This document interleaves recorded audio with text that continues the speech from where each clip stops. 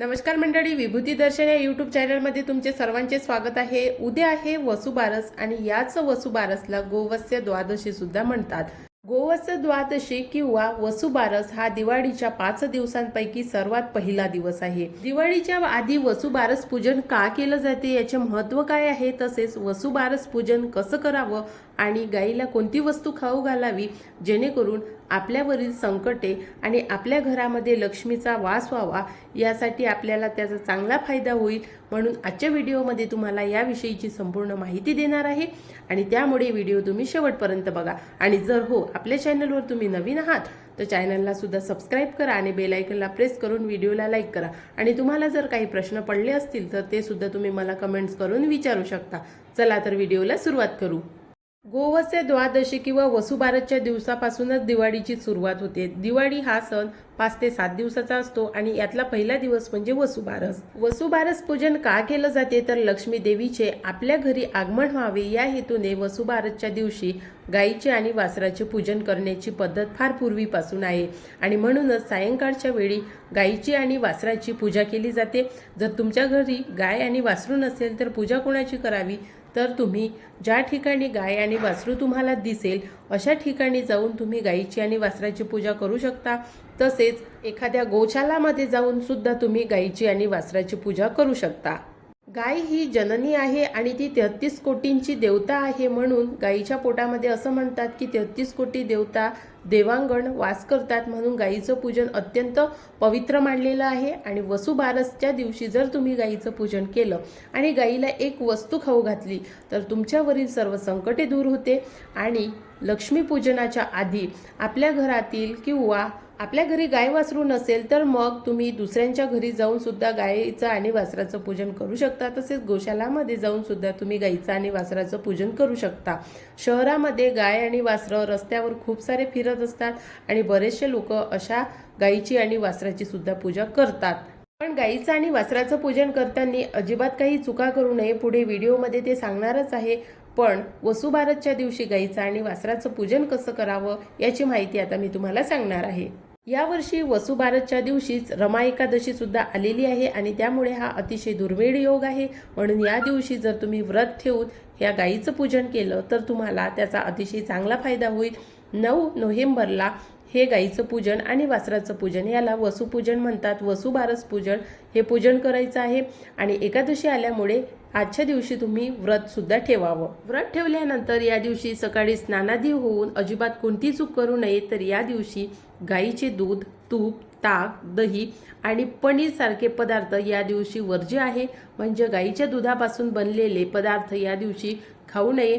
असं म्हणतात की वसुबारसच्या दिवशी दूध आणि दुभत्याचे पदार्थ खाऊ नये, तर काय खावं, भात, उडदाचे वडे आणि गोडाधोडाचा नैवेद्य किंवा पदार्थ हा खावा आणि गाईला सुद्धा हाच नैवेद्य दाखवावा।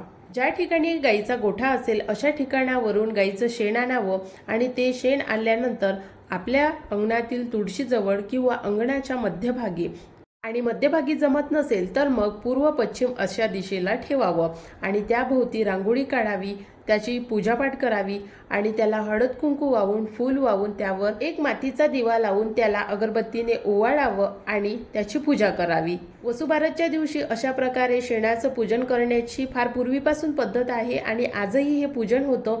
आणि या शेणाचा नंतर दिवाळीच्या दुसऱ्या दिवशी मसोबा करतात, त्याला आमच्या भागामध्ये मसोबा म्हणतात आणि तुमच्याकडे काय म्हणतात तर ते मला नक्की कमेंट्स करून सांगा, कारण ही प्रथा प्रत्येकाच्या इकडे आहे की नाही मला माहीत नाही, पण आमच्या भागामध्ये या प्रकारे वसुबारसचं पूजन केलं जाते।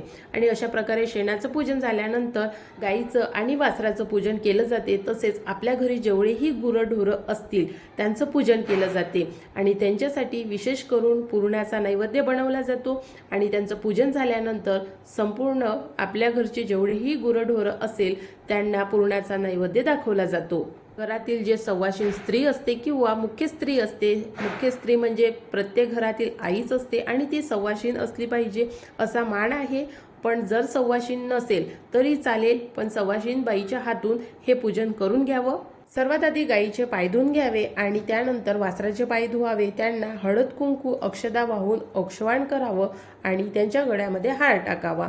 आणि आपल्या घरी जेवढीही गाई असतील, जेवढीही गुरं असतील त्यांचे पाय धुवून त्यांना हळद कुंकू आणि अक्षदा वाहून औक्षवाण करावं आणि त्यानंतर त्यांच्यासाठी बनवलेला जो नैवेद्य आहे तो नैवेद्य गायींना चारावा आणि नैवेद्यासोबत आणखी एक वस्तू गायीला खाऊ घालावी, जेणेकरून आपल्या सुद्धा इच्छा पूर्ण होईल. वस्तू कोणती आहे तर पुढे व्हिडिओमध्ये सांगणारच आहे. कारण गाय म्हणजे कोण तर गाय म्हणजे कामधेनू, जी समुद्र मंथनातून बाहेर पडली होती आणि ती इच्छा पूर्ण करणारी होती. म्हणून गाय ही प्रत्येकाची इच्छा पूर्ण करते आणि ज्या ज्या मुहूर्तावर आपण गायीचं पूजन करू आणि शुभ मुहूर्तावर जर गायीचं पूजन केलं तर आपल्या घरामध्ये लक्ष्मी स्थिर राहण्यासाठी सुद्धा मदत होते. म्हणून वसुबारसच्या दिवशी गायीचं आणि वासराचं पूजन अत्यंत महत्त्वाचं असते. या पूजनाचे विशेष महत्त्व म्हणजे गायीचे जे सात्विक गुण आहेत ते प्रत्येकाला आत्मसात व्हावे. गाय ही माता आहे, गाय ही कामधेनू आहे आणि गायीचा प्रत्येक अंगणी अंग हा अतिशय पवित्र आणि महत्त्वाचा मानला जातो. गायीचं गोमूत्र, गायीचं शेण, गायीचं दूध, गायीचा स्पर्श याला सुद्धा खूप महत्त्व आहे. जर तुम्हाला गायीचा स्पर्श जरी झाला तर तुमच्यावरचे संकट दूर होण्यास मदत होते. आणि गायीची शुभता, तुम्ही जर कोणत्या महत्त्वाच्या कामी जात असाल आणि तुम्हाला जर गाय दिसत असेल, ती जर वासरासोबत दिसत असेल तर समजून घ्या की तुमचं काम ते झालेलं आहे. पूर्वीच्या काळी आपला भारत देश हा एक कृषीप्रधान देश होता, जो आजही कृषीप्रधान या नावानेच ओळखला जातो. आणि तेव्हा सुद्धा गायींची, वासरांची, गुरढोरांची, बैलांची पूजा खूप मोठ्या प्रमाणात केली जायची. पूजा यासाठी केली जायची की ते आपल्यासाठी मेहनत करत होते आणि त्यांच्यापासून आपल्याला फायदा होत होता. तसेच काही जर शुभ आणि अशुभ संकेत जाणून घ्यायचे असेल तर गायीला खास महत्त्व होतं आणि गायीच्या अशुभ शुभ संकेतावर विश्वास ठेवून पूर्वीच्या काळी लोक आपली कामं सुद्धा करत होते. म्हणून गायीचं पूजन हे आजही केलं जाते. बैलांचं सुद्धा पूजन केलं जाते. प्रत्येक गुरढोरांचं पूजन करण्याचा एक दिवस असतो. बैलांसाठी पोळा असतो तर गायीसाठी दिवाळी असते. म्हणून ज्या ज्या मुहूर्तावर आपल्या पूर्वजांनी गायींचं, गुरांचं पूजन करायचं सांगितलेलं आहे तो मुहूर्त हा विशेष असतो. म्हणून या मुहूर्तावर जर तुम्ही गायीचं पूजन किंवा बैलांचं पूजन केलं किंवा म्हशींचं पूजन केलं तर त्याचा तुम्हाला चांगला फायदा होतो. म्हणून या दिवशी, वसुबारसच्या दिवशी, गायीला कोणता पदार्थ खाऊ घालावा, जो आपण नैवेद्य बनवतो तो तर खाऊ घालावाच, पण आपल्या हाताने गायीला हिरवा चारा नक्की खाऊ घालावा. गायीला आणि वासराला आणि आपल्या घरातील संपूर्ण गुराढोरांना एक एक मूठ चारा आपल्या हाताने चारावा आणि त्यांच्या खांद्यावरून हात फिरवून त्यांचा आशीर्वाद घ्यावा आणि आपली जी इच्छा असेल ते त्यांच्या समोर बोलावी.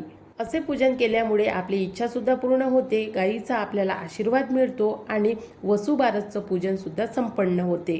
तर अशा प्रकारे वसुबारस पूजन आपल्याला उद्या म्हणजे 9 नोव्हेंबरला करायचं आहे. आणि जर तुम्हाला आणखी काही प्रश्न असेल तर ते सुद्धा तुम्ही मला कमेंट्स करून विचारा, त्याचे सुद्धा उत्तर मी तुम्हाला देते. पुढे वसुबारसचा एक नवीन व्हिडिओ टाकणार आहे, त्यामध्ये तुम्हाला मंत्र सुद्धा सांगणार आहे. आणि धनत्रयोदशीच्या दिवशी आपल्याला घरामध्ये धने ठेवायचे आहे, कुठे ठेवायचे आहे, कसे ठेवायचे आहे आणि कशासाठी ठेवायचे आहे, धनत्रयोदशीच्या दिवशीच का ठेवायचे आहे याची सुद्धा माहिती तुम्हाला सांगणार आहे, जेणेकरून तुमच्या घरामध्ये सुद्धा चारही दिशांनी लक्ष्मीचं आगमन व्हावं यासाठी स्पेशल व्हिडिओ बनवलेला आहे. म्हणून जर तुम्ही आतापर्यंत चॅनलला सबस्क्राईब केलं नसेल तर नक्की सबस्क्राईब करून ठेवा आणि बेल आयकॉनला सुद्धा प्रेस करा. आणि जर व्हिडिओला लाईक केलं नसेल तर लाईक सुद्धा करा आणि कमेंट्स करा. व्हिडिओ कसा वाटला कमेंट्स करून नक्की सांगा. नवीन व्हिडिओमध्ये नवीन माहितीसोबत लवकरच भेटू. आजचा व्हिडिओ बघितल्याबद्दल खूप खूप धन्यवाद.